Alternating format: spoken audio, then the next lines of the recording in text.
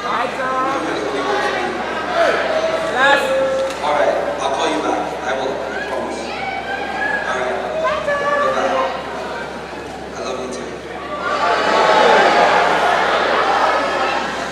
Click, and I cut the line. I told her I love her every time, but is this a love that's real?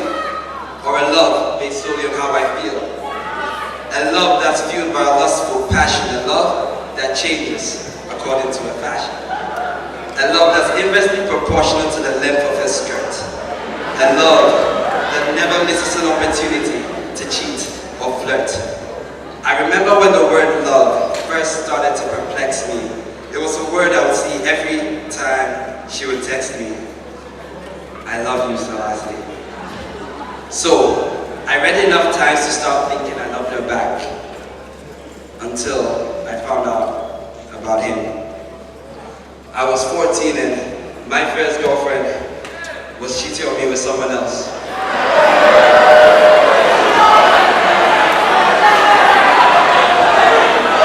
But we loved each other, right? And this is where my confusion began, I think. You see, I still didn't know love's part of speech, but the word love had already become a part of my speech, and I was saying it to any girl I liked. I started treating love like it was a noun, and a common one at that, like an item or commodity that I could give or take from any girl I wanted. I gave out shares in my heart like a stockbroker, but as I continued to lose stock, I got broker.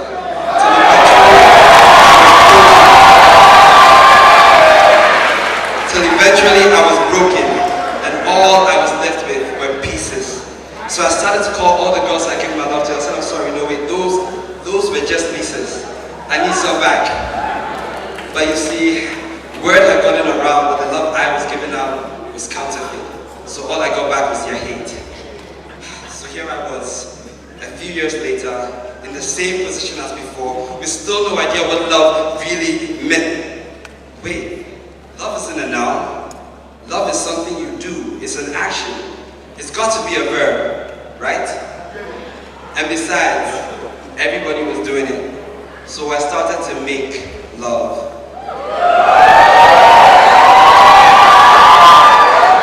And I have to admit, I'm not proud of a lot of the things that I did. I didn't start big though. I started small. From visual contact alone and the lust of the eyes, desire would arise. We started to speak and our desires would show. We touched and made our desires grow, and then we kissed and made our desires overflow until eventually we did the unthinkable. Well, I shouldn't call it unthinkable because I had spent years imagining, dreaming, and thinking about that moment, but in the end, it wasn't what I expected. I would wait till it was late so I could steal the car off the gates to go meet up on a date, and in the end we'll copulate. Only for her to call me up after and say, baby, I'm late. And I thought to myself, oh my God, my father is going to kill me, I'm going to be the late.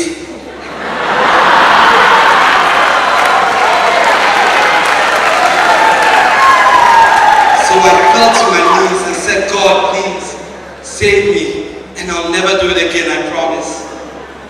But even though I dodged becoming a father and I didn't get an STD, I was still trapped by desire. So I fell into it again, and again, and again. My love life was loveless, full of fear and worry, and I knew that this couldn't be it. But then one day, I listened to a sermon with a simple message: God is love.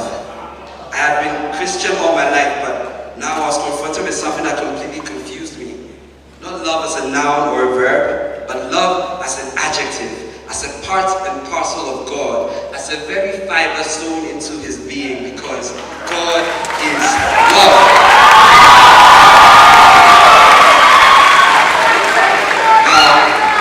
I don't know why, but for some reason, I always seem to end up in long-distance relationships.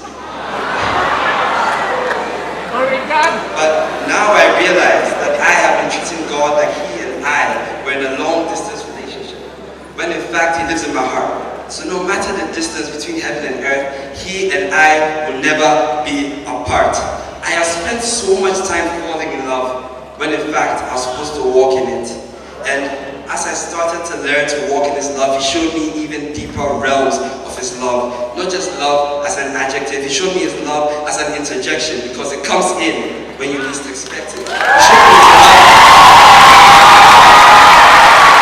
showed me His love as a conjunction, because it brings His people together. He showed me His love as a preposition, because it always comes first. I'm talking about His furious love, and I still haven't begun to understand it.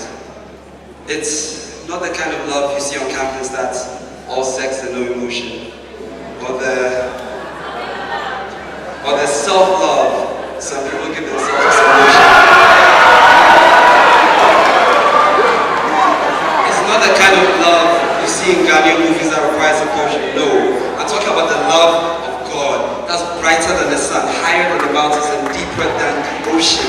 This is the love of the one who made you, the only one who will catch a grenade for you. And in fact, He's done better. Because of His love, He came down to earth maternally and died on the cross in place of you and me, so that one day we might live with Him eternally. You see, I don't think you grasp the gravity of just what He did. He, the King of heaven, subjected Himself to gravity, left behind all of His majesty, and came down to earth. Killed on a tree with about 9-inch nails. And even though we keep being 2x4 Christians, and 2x4 is 8, which is one less than a 9, He took through His palms and His feet, still His love never fails. It never fails.